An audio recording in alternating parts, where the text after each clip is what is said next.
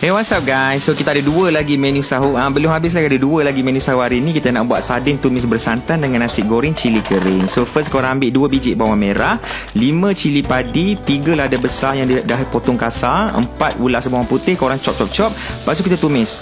Tumis sampai dia layu sikit. Masukkan 1 batang serai yang dah diketuk, and then tambahkan serbuk kunyit sikit. So korang buka tin sardin tu, ambil dia punya kuah sahaja, campurkan air sikit dengan setengah kotak kecil santan. Dia punya ikan letak tepi dulu.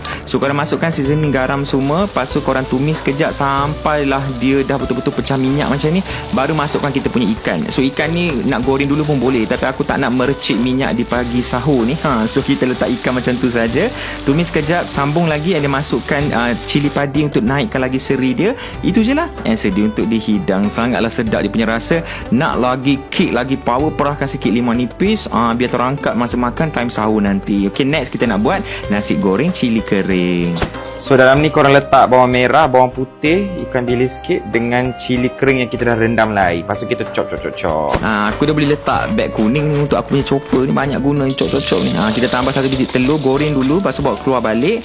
Masukkan bahan yang kita dah chop tadi. Lepas tu kita tumis, and then korang masukkan nasi putih. Make sure nasi ni dah sejuk, baru cantik kita tekstur nasi goreng tu. Lepas tu masukkan perencanaan nasi goreng instant ni, tak kisahlah brand mana, pakai sikit nak bagi rasa yang kita guna nasi goreng kampung.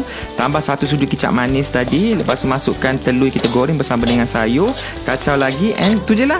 Sedia untuk dihidang. Boleh makan macam tu saja, ataupun boleh makan dengan sardin tadi untuk sahur. So nanti boleh try semua resipi untuk sahur, and sama-samalah kita berpuasa esok. Selamat berpuasa.